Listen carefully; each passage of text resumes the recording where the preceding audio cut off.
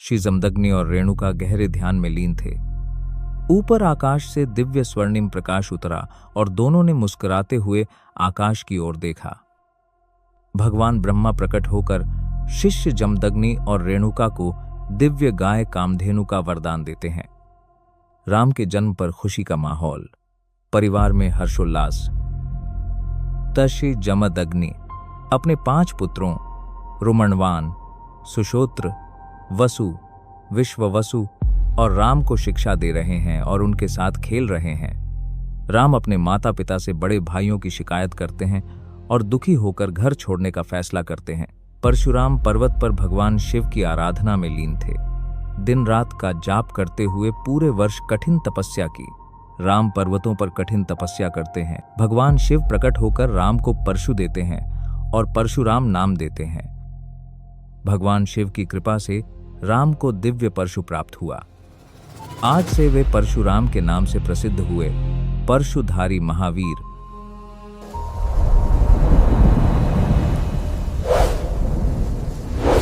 प्राचीन काल में तशी जमदग्नि की पत्नी रेणुका नदी से जल भरने गई। वहां उसने राजा को अपनी रानी को चूमते देखा और वह मुग्ध होकर उस दृश्य में खो गई। जब रेणुका देर से घर पहुंची तो प्यासे दशी जमदग्नि ने उसे देरी के लिए डांटा। जब रेणुका मौन रही तो अशी ने अपनी यौगिक शक्ति से उसके सिर पर हाथ रखकर सच्चाई जानी। क्रोधित होकर उन्होंने अपने 4 पुत्रों से माता का वध करने को कहा, परंतु सभी ने मना कर दिया। अंत में परशुराम ने पिता की आज्ञा मानकर माता और भाइयों का वध कर दिया। जब शिव ने वरदान मांगने को कहा तो परशुराम ने सभी को पुनर्जीवित करने की विनती की, क्योंकि वे आश्रम के कार्यों के लिए अत्यावश्यक थे। जमदग्नि ने अपनी दिव्य शक्ति से सभी को जीवित कर दिया। प्राचीन समय में कार्तवीर्य अर्जुन हैहय वंश का एक महान राजा था। उसने कारकोटक नाग से महिष्मती नगर को जीतकर नर्मदा नदी के तट पर अपनी राजधानी बनाई। भगवान दत्तात्रेय का भक्त यह राजा 1000 भुजाओं वाला था। उसने लंका पर आक्रमण कर रावण को बंदी बनाया। प्रारंभ में धर्मी राजा था, परंतु बाद में अहंकारी और अधर्मी हो गया। उसने निर्दोष ब्राह्मणों का उत्पीड़न शुरू किया। अपने होश खोकर मनुष्यों, यक्षों और देवताओं पर अत्याचार करने लगा। इंद्र का भी शची के सामने अपमान किया। वरुण से पूछा कि क्या कोई उसके बराबर शक्तिशाली है। वरुण ने कहा, केवल जमदग्नि पुत्र परशुराम ही उसका सामना कर सकता है। क्रोधित होकर अर्जुन परशुराम से मिलने जमदग्नि के आश्रम गया। जब कार्तवीर्य अर्जुन जमदग्नि तृष्य के आश्रम पहुंचा तो उसने कामधेनु गाय की मांग की। धर्मात्मा जमदग्नि ने पवित्र गाय देने से इनकार कर दिया। क्रोधित होकर निर्दयी राजा ने निर्दोष शिष्य की हत्या कर दी। रेणुका देवी अपने पति की मृत्यु पर रोने लगीं। अत्याचारी कार्तवीर्य ने कामधेनु को बलपूर्वक अपने साथ ले जाना शुरू किया। इस पाप ने परशुराम के प्रतिशोध की नींव रखी। अपने पिता की हत्या का बदला लेने के लिए परशुराम कार्तवीर्य के राज्य में पहुंचे। अकेले ही उन्होंने राजा की संपूर्ण सेना पर आक्रमण किया। अपने दिव्य परशु से परशुराम ने हजारों योद्धाओं का संहार किया। उनके आगे किसी का कवच या शस्त्र काम नहीं आया। युद्ध क्षेत्र में बिजली कड़क रही थी और आकाश गरज रहा था। कार्तवीर्य अर्जुन अपने महल से देख रहा था कि कैसे एक वीर योद्धा उसकी संपूर्ण सेना का विनाश कर रहा है। अब उसे एहसास हो गया कि उसका अंत निकट है। गुरु शुक्राचार्य ने संजीवनी विद्या से वशिष्ठ जमदग्नि को पुनर्जीवित किया। कृतज्ञ जमदग्नि, पत्नी रेणुका और पुत्रों ने गुरु को आदर से गले लगाया। जमदग्नि ऋषि ने परशुराम को हत्या के पाप के लिए डांटा। फिर उन्होंने महेंद्रगिरि में तपस्या करने का आदेश दिया। परशुराम कामधेनु को घर छोड़कर तपस्या के लिए चले गए। कार्तवीर्य अर्जुन के पुत्रों ने बदले की आग में जमदग्नि का वध किया। रेणुका ने रोकने की कोशिश की पर असफल रही। वह अपने पति की मृत देह पर फूट फूट कर रोई। कार्तवीर्य के पुत्रों ने जमदग्नि का सिर काट लिया ताकि शुक्राचार्य उन्हें जिंदा न कर सकें। इस दुख को सह न पाकर रेणुका ने अपनी छाती पीटते हुए प्राण त्याग दिए। मैं परशुराम प्रतिज्ञा लेता हूं कि मैं पृथ्वी से सभी क्षत्रियों का समूल नाश करूंगा। परशुराम को जब पता चला कि राम ने भगवान शिव का महान पिनाक धनुष तोड़ा है, जो उसने स्वयं राजा जनक को उपहार में दिया था, तो वह क्रोध से भर गया। सभी क्षत्रियों का संहार करने के बाद वह राम को युद्ध की चुनौती देने का फैसला किया। शिव का पिनाक धनुष तोड़ने के कारण परशुराम ने राम को युद्ध की चुनौती दी। राम ने स्वीकार किया। जब दोनों आक्रमण करने वाले थे, भगवान विष्णु ने बीच में आकर परशुराम के फरसे के प्रहार और राम के बाण दोनों को रोक दिया। फिर विष्णु ने शिव का पिनाक धनुष ठीक करके राम को वापस जाने की सलाह दी और महान धनुष परशुराम को वापस कर दिया। भगवान विष्णु ने राम की ओर देखकर उन्हें सलाह दी कि वे सीता के पास वापस चले जाएं, क्योंकि वे अकेले ही परशुराम से यहाँ निपटेंगे। राम ने सहमति दी और शिव का पिनाक धनुष तोड़ने के लिए क्षमा मांगी।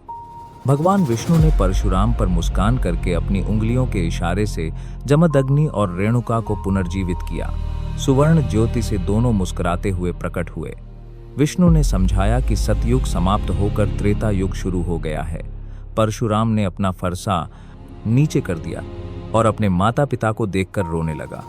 उसने विष्णु के चरण छुए और अपने क्रोध के लिए क्षमा मांगी। फिर वह आश्चर्य और खुशी से रोते हुए अपने माता पिता से गले मिला। देवी गंगा अपने पुत्र देवव्रत को लेकर परशुराम के आश्रम पहुंची। उन्हें पता था कि केवल परशुराम जी ही उनके पुत्र को आने वाले कष्टों से लड़ने के लिए तैयार कर सकते हैं। परशुराम ने क्रोध से कहा, मैं क्षत्रियों से घृणा करता हूं, तुम अपने बालक को लेकर यहां से चली जाओ। परंतु गंगा ने विनम्रता से कहा, हे गुरुवर, कृपया इस बालक को प्रशिक्षित करें। परशुराम ने पूछा, इस बालक का पिता कौन है? गंगा ने शांति से उत्तर दिया, इसके पिता राजा शांतनु हैं। परशुराम आश्चर्य में पड़ गए। परशुराम ने प्रश्न किया, यदि यह राजा का पुत्र है तो आश्रम में आने की क्या आवश्यकता है? गंगा की आंखों से दिव्य प्रकाश निकला और वे बोलीं, मैं भविष्य में होने वाली दुर्घटनाओं को देख सकती हूँ। 8 वसुओं ने महर्षि वशिष्ठ की गाय नंदिनी चुराई थी। यह सब प्रभास वसु की पत्नी वरंगी के कहने पर हुआ था, जो अपनी सखी के बुढ़ापे को दूर करना चाहती थी। महर्षि वशिष्ठ ने क्रोधित होकर 8 वसुओं को श्राप दिया, तुम सभी मर्त्यलोक में मनुष्य रूप में जन्म लोगे और कष्ट भोगोगे। सभी वसु भयभीत हो गए। गंगा ने समझाया, मैंने 7 वसुओं को जन्म के तुरंत बाद नदी में डुबाकर उन्हें कष्ट से मुक्त कर दिया, परंतु 8वां वसु प्रभास को मानवीय कष्ट भोगना होगा। परशुराम ने गंगा की बात सुनकर कहा, मैं इस बालक को 16 वर्षों तक अपने गुरुकुल में प्रशिक्षित करूंगा। कुछ वर्षों बाद राजकुमारी अंबा परशुराम के आश्रम में पहुंची। वह अपने दुख के कारण व्याकुल और न्याय की तलाश में थी। अंबा ने परशुराम से कहा, गुरुदेव, राजा शाल्व ने मुझसे विवाह करने से इनकार कर दिया है, क्योंकि मैं भीष्म द्वारा अपहरण के बाद किसी और पुरुष के साथ रही हूं। मेरे सतीत्व पर संदेह कर दिया गया है। यह सुनकर परशुराम को गहरा आघात लगा, क्योंकि भीष्म उनका प्रिय शिष्य देवव्रत था। परशुराम ने भीष्म से कहा, तुम्हें अंबा से विवाह करना चाहिए ताकि उसका सम्मान वापस मिल सके। परंतु भीष्म ने विनम्रता से कहा, गुरुदेव, मैंने आजीवन ब्रह्मचर्य का व्रत लिया है। और दोनों महान योद्धा युद्ध भूमि में आमने सामने आ गए। 24 दिनों तक यह महान युद्ध चलता रहा। दोनों योद्धा अलग अलग दिव्यास्त्रों का प्रयोग करते रहे। परशुराम का परशु और भीष्म के दिव्य अस्त्र पूरे पृथ्वी को हिला रहे थे। अंत में परशुराम ने अपना परशु फेंका और भीष्म ने वसुओं द्वारा प्राप्त प्राश्वापास्त्र चलाने की तैयारी की, जो ब्रह्मास्त्र से भी शक्तिशाली था। दोनों अस्त्र संपूर्ण पृथ्वी को नष्ट करने की क्षमता रखते थे। अंबा ने शिव से प्रार्थना की कि इस युद्ध को रोक दिया जाए, वरना पूरी पृथ्वी नष्ट हो जाएगी। तब भगवान शिव भस्म के स्तंभ से प्रकट हुए और दोनों दिव्यास्त्रों को रोक दिया। अंबा ने भीष्म से बदला लेने का संकल्प लिया और यमुना के किनारे आग के स्तंभ में सती हो गई। पुनर्जन्म में वह शिखंडी के रूप में जन्मी और महाभारत युद्ध में भीष्म की मृत्यु का कारण बनी। अंत में शिखंडी ने भीष्म को बाणों की शैया पर गिरा दिया। महान परशुराम ने सिर्फ द्रोणाचार्य को ही नहीं, बल्कि अनेक महान योद्धाओं को प्रशिक्षित किया। ब्राह्मण द्रोणाचार्य, क्षत्रिय सूर्य अवतार कर्ण और द्वापर युग के रुक्मी जैसे महान वीरों को उन्होंने दिव्य अस्त्रों और युद्ध कला में पारंगत बनाया, लेकिन उनका असली कार्य अभी बाकी है।